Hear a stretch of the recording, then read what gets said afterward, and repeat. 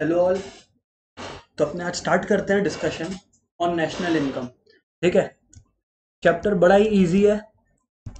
अपने को बस कंसेप्ट्स का क्लैरिटी होना चाहिए। लर्न करने का कुछ है ही नहीं इस चैप्टर में माय डियर फ्रेंड्स। ठीक है। अब इसको माय डियर फ्रेंड्स अपने इस पूरे चैप्टर को अपने 3 पार्ट्स में बांट सकते हैं। नंबर 1, एग्रीगेट्स, जिसको अपने बेसिक कंसेप्ट भी बोल सकते हैं, aggregates of national income. Second part my dear friends है circular flow, and the third part is measurement of national income, जिसमें हम लोग एक्चुअली में नेशनल इनकम का डिफरेंट मेथड्स का कैलकुलेशन से नेशनल इनकम पर अराइव करेंगे। ठीक है। Let's take things one at a time और शुरू करते हैं एग्रीगेट्स या basic concepts of national income से। ठीक है। चलिए सर, बात स्टार्ट करिए। Okay my dear friends, national income किस इकोनॉमिक्स का पार्ट है, माइक्रो या मैक्रो? जी हाँ, मैक्रो इकोनॉमिक्स। मैक्रो इकोनॉमिक्स क्या करता है? हर चीज को टोटलिटी में कंसिडर करता है, राइट। जैसे फॉर एग्जांपल अपने मैक्रो इकोनॉमिक्स में ये बात नहीं कर रहे होते हैं कि पर्सन एक्स का या पर्सन वाई का क्या इनकम है। अपने बात कर रहे होते हैं इंडिया का क्या इनकम है। यह अपने लोग टोटलिटी कंसिडर करते हैं, एग्रीगेट्स कंसिडर करते हैं, राइट। सही है सर। अब इकोनॉमिक्स में my dear friend, macro economics में 2 तरीके से सोचा जाता है। एक होता है डिमांड साइड, जहां पे अपने कंज्यूमर के साइड से सोचते हैं, ठीक है। और एक होता है सप्लाई साइड, जहां से अपने किसके किसके बारे में सोचते हैं? जी हाँ, प्रोड्यूसर्स। अब एक चीज बताओ, अपने टॉपिक क्या कर रहे हैं? National income. कोई भी इंसान को अगर इनकम अर्न करना है, मेरे को एक सिंपल सा बात आप लोग बताओ, किसी भी इंसान को अगर इनकम अर्न करना है तो वो दो में से एक चीज प्रोवाइड कर रहा होगा। किसको? प्रोडक्ट्स, जिसको अपने लोग गुड्स बोलते हैं, राइट। जैसे चिप्स हो गया या कुछ भी, कोई भी ऐसा प्रोडक्ट। सर्विसेज, जैसे doctors, lawyers, teachers, chartered accountants, कोई भी हो गया। इसको छोड़ के तो कोई और तरीका नहीं है ना इनकम अर्न करने का। सर बात तो आप सही बोलते हो, इसको छोड़ के तो कोई और तरीका है नहीं। तो बस माय डियर फ्रेंड्स, इकोनॉमिक्स में इस गुड्स और सर्विसेज को एक साथ अपने लोग बोलते हैं प्रोडक्ट। तो एक बात आप लोग ध्यान रखें कि इस चैप्टर में अपने इनकम वर्ड और प्रोडक्ट वर्ड को इंटरचेंजेबली यूज करेंगे। कोई दिक्कत नहीं सर, कोई दिक्कत नहीं। बेहतरीन बेहतरीन। अब सर आइए अपने लोग एग्रीगेट्स को समझना स्टार्ट करते हैं। ठीक है माय डियर फ्रेंड्स, यहां पर देखिए, मैं आपके सामने एक डायग्राम बना रहा हूं। ठीक है। ओके सर, इसमें इस डायग्राम को मैं 2 पार्ट्स में ब्रेक कर रहा हूं।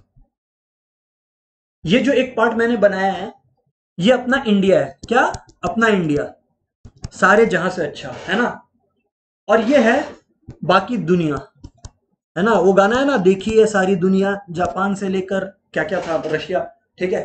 तो ये है बाकी दुनिया। ठीक है सर। इंडिया को, इंडिया में अर्न कैसे लोग कर रहे हैं? 2 तरीके के लोग कर रहे हैं सर। सर कौन? एक वो इंडियंस, रेसिडेंट इंडियंस जो इंडिया में पैसा कमा रहे हैं, और एक फॉरेनर्स जो इंडिया में पैसा कमा रहे हैं। इंडियंस जो इंडिया में पैसा कमा रहे हैं का एग्जांपल दो सर, मुकेश अंबानी। फॉरेनर जो इंडिया में पैसा कमा रहे हैं सर, उसका एग्जांपल दो, बिल गेट्स, माइक्रोसॉफ्ट है ना यहाँ पर। सर बात तो आप सही बोलते हो। तो इंडिया को अपने 2 पार्ट्स में ब्रेक कर दिए। क्या पार्ट्स में माय डियर फ्रेंड्स? एक, Indians earning in India, IEI, मतलब इंडियंस अर्निंग इन इंडिया। ठीक है। और दूसरा, फॉरेनर्स अर्निंग इन इंडिया। हाँ सर, बात तो आप सही बोलते हो। लेकिन अब अगर बाकी दुनिया को देखो तो उसमें भी क्या हो रहा है? सर उसमें भी 2 पार्ट्स करो फिर। हम लोग भी तो बाहर कमा रहे हैं पैसा, बात तो सही है सर। जैसे ओला है और कितने सारी कंपनीज है हमारी इंडिया की जो बाहर में पैसा अर्न कर रही है। सर बात तो आप सही बोल रहे हो।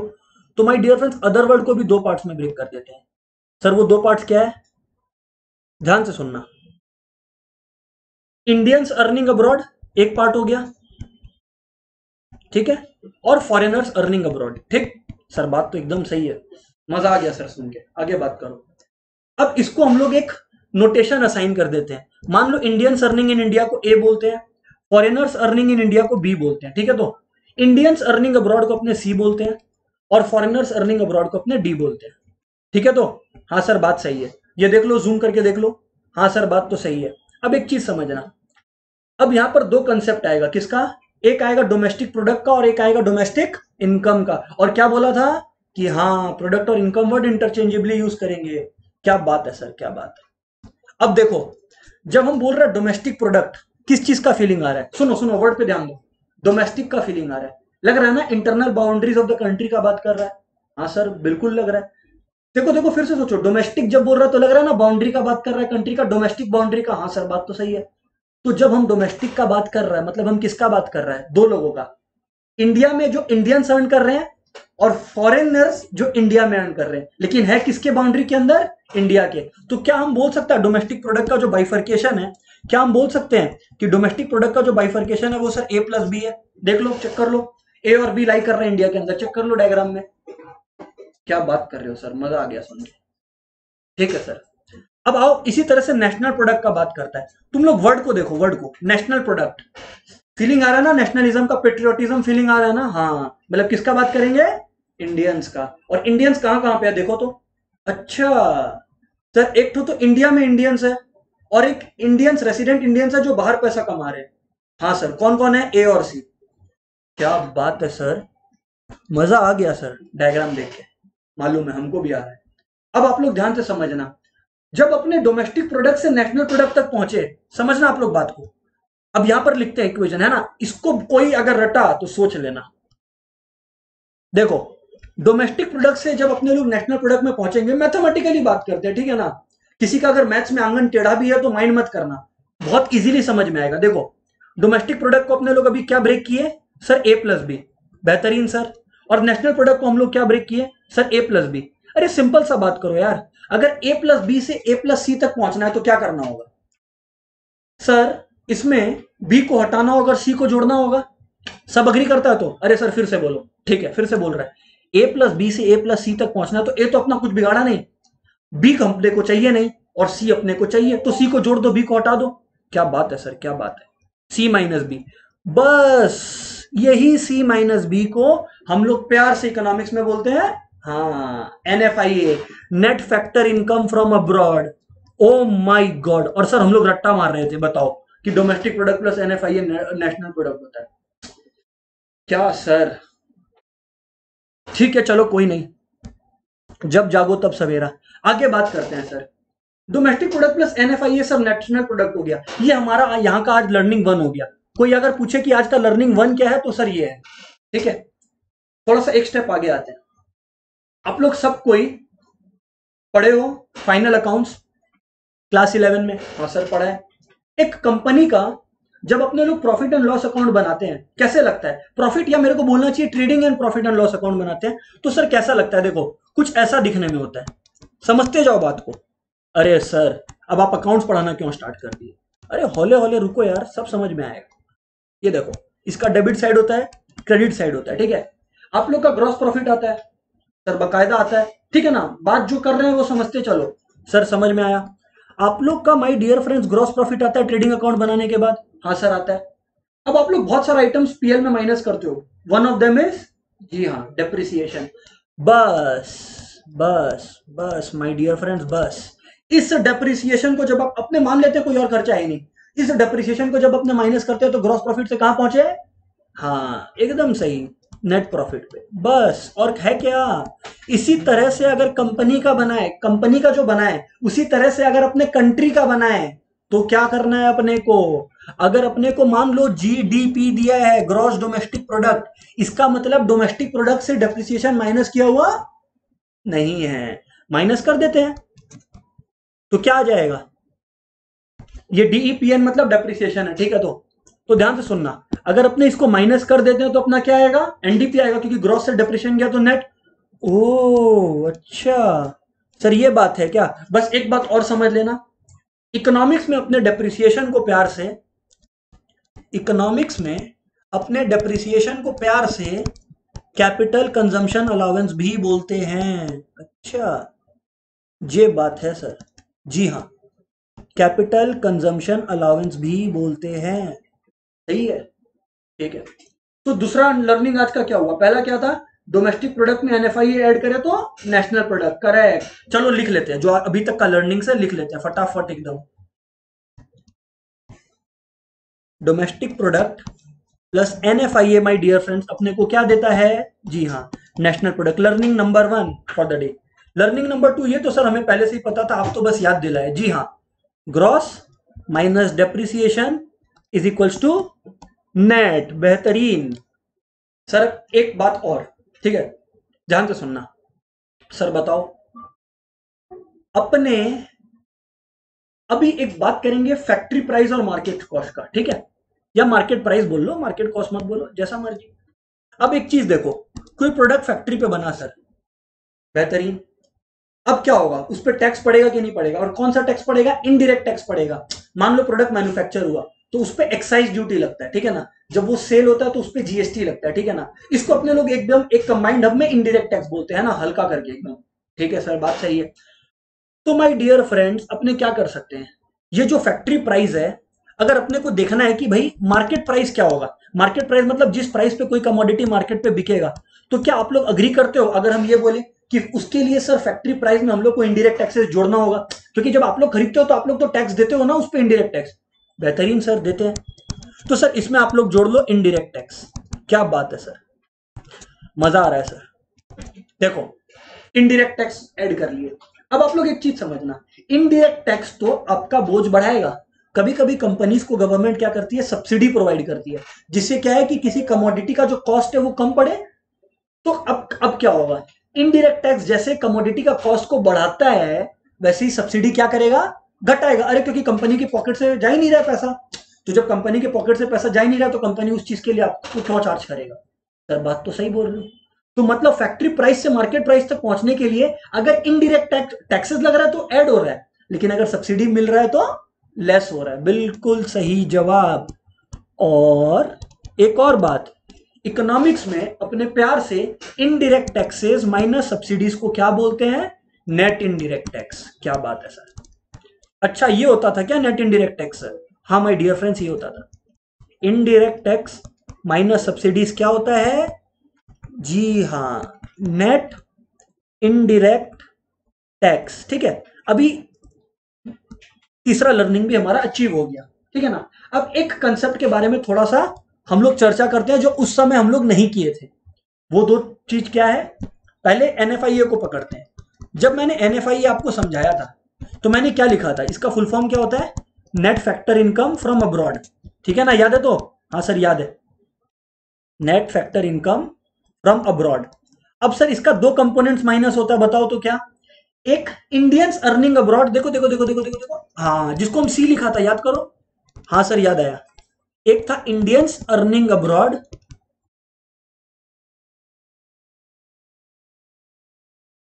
Minus minus minus foreigners earning in India, minus foreigners earning in India. इसको सर माइनस करते हैं तो हमारा एनएफआईए आता है। अब अपने को एक बात नहीं भूलना है सर, क्या नहीं भूलना है, ये नहीं भूलना है अपने लोगों को कि एनएफआईए पॉजिटिव भी हो सकता है और नेगेटिव भी हो सकता है। यस, क्यों, तुम समझो ना, पॉजिटिव कब होगा, अरे जब हमारे इंडियन भाई बहन बाहर में ज्यादा पैसा कमा रहे होंगे कंपेयर टू फॉरेनर जो इंडिया में पैसा कमा रहे हैं, तो एनएफआईए पॉजिटिव होगा नहीं होगा। क्या बात है सर, एकदम सही।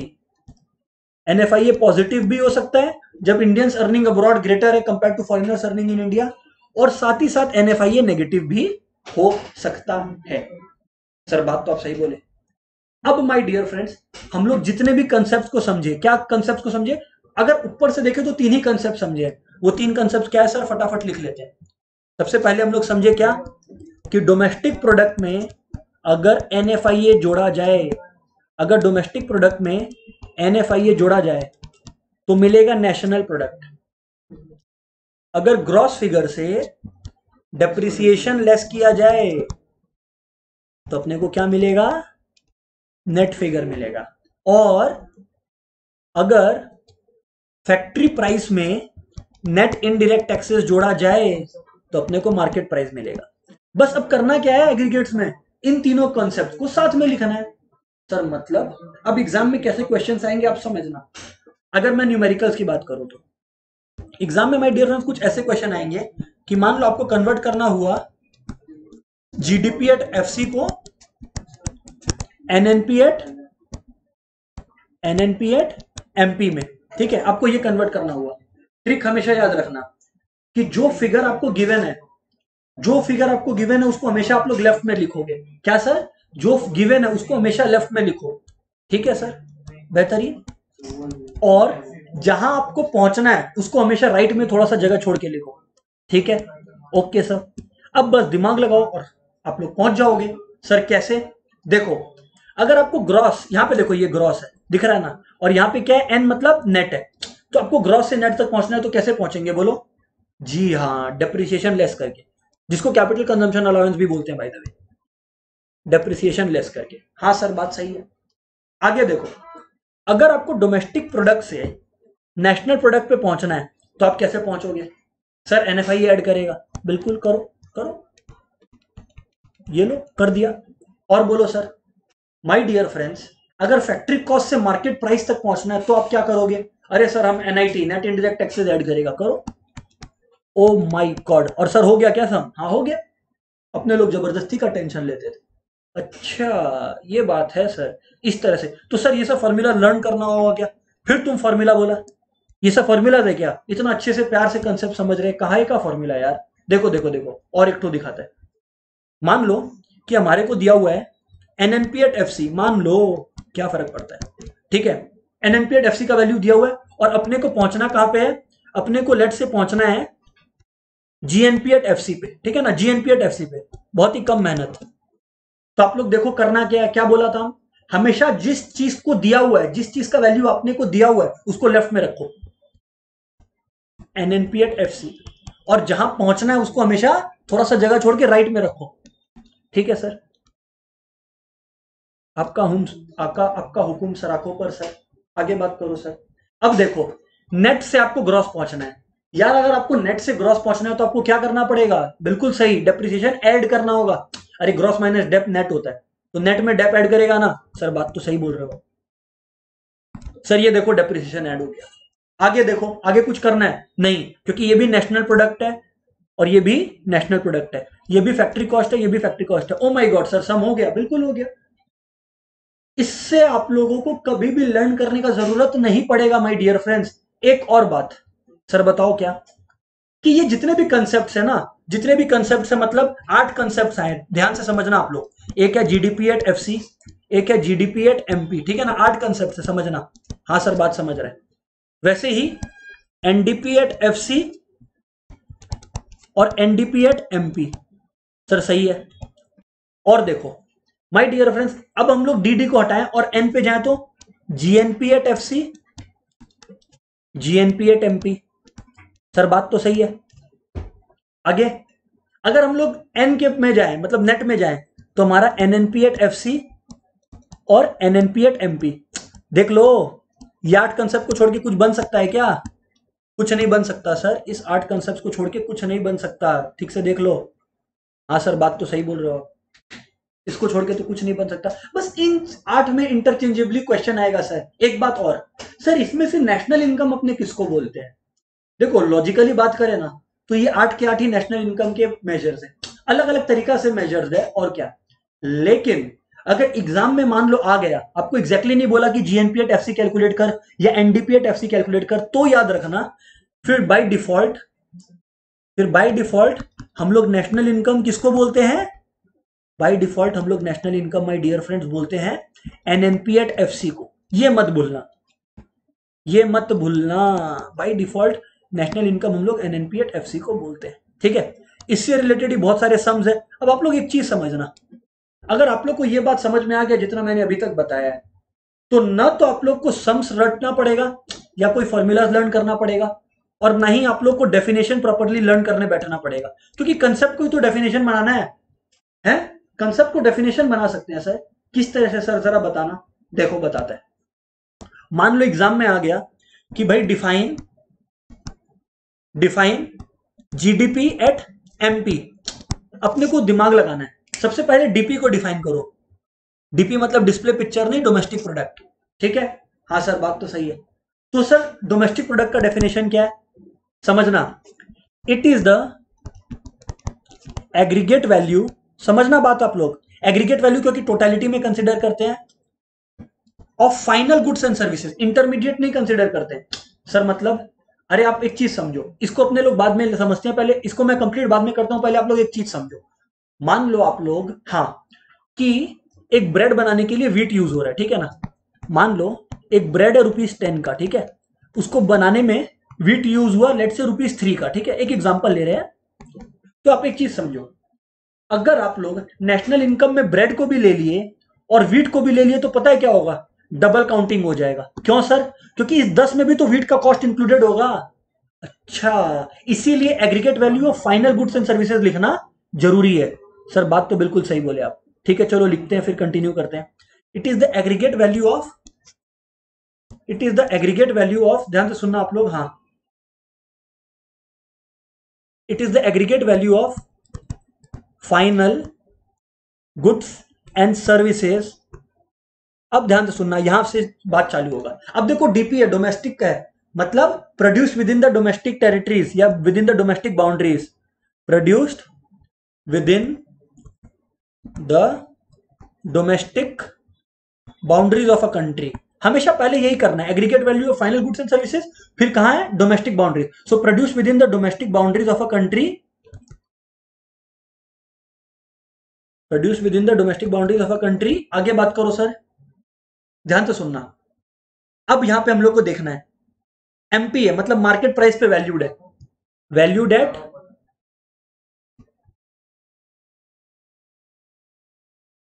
एट मार्केट प्राइसेस, क्योंकि मार्केट प्राइस पे वैल्यूड है और क्योंकि ग्रॉस है सर, और क्योंकि ग्रॉस है सर, तो अपने क्या लिखेंगे, इंक्लूडिंग डेप्रिसिएशन, क्योंकि डेप्रिसिएशन यहां से लेस नहीं किया हुआ है ना, इंक्लूडिंग डेप्रिसिएशन। और फिर ड्यूरिंग द करंट ईयर, क्योंकि एक पर्टिकुलर ईयर के लिए कैलकुलेट होता है ना, तो ड्यूरिंग द करंट ईयर। लेकिन अब आप लोग बोलोगे कि सर यहां पर हम लोग एक चीज नोटिस किया, क्या, कि जब आपका डोमेस्टिक प्रोडक्ट लिखा हुआ था तो आप वर्ड यूज किए with in the domestic boundaries of a country, ठीक है ना। ठीक है सर, समझ गया। मान लो सर नेशनल प्रोडक्ट होता तो आप क्या लिखते, आओ एक कंसेप्ट और ले लेते हैं, डिफाइन एनएनपी एट एफसी, ठीक है, ओके। तो माय डियर फ्रेंड्स, अगर हम लोग डिफाइन एनएनपी एट एफसी करें, सुनना आप लोग बात को, तो इसका डेफिनेशन क्या होगा, सेम चीज, same logic, it is the aggregate value, ये वाला चीज तो कॉमन है ना sir, it is the aggregate value of goods and services. अब ध्यान से सुनना, in fact aggregate value of goods and services लिखने से नहीं चलेगा, फाइनल गुड्स एंड सर्विसेज अपने को लिखना चाहिए, aggregate value of final goods and services produced. अब देखो यहां पर, क्योंकि नेशनल प्रोडक्ट है तो हम लोग क्या लिखेंगे, डोमेस्टिक बाउंड्रीज नहीं, produced by normal residents of a country, क्योंकि जब आप नॉर्मल रेसिडेंट्स लिखते हो तो जो इंडियंस बाहर पैसा कमा रहे हैं वो भी कवर हो गए, और जो इंडियंस इंडिया में कम पैसा कमा रहे हैं वो भी कवर हो गए। So produced by normal residents of a country during a year, ठीक है। फिर अपने को क्या लिखना है, अब ध्यान से सुनना, ये नेट है और ये फैक्ट्री कॉस्ट पे है, तो वैल्यूड एट फैक्ट्री प्राइसेस या valued at factory cost, valued at factory cost, और क्योंकि नेट है तो अपने एक्सक्लूडिंग डेप्रिसिएशन लिख देंगे। अच्छा सर ये बात है, जी हाँ ये बात है माय डियर फ्रेंड्स, ये बात है सर, बिल्कुल समझ में आ गया एग्रीगेट्स वाला कंसेप्ट। तो ठीक है माय डियर फ्रेंड्स, आज यहीं तक क्लास रखते हैं, होप सबको समझ में आया। Bye bye, keep practising.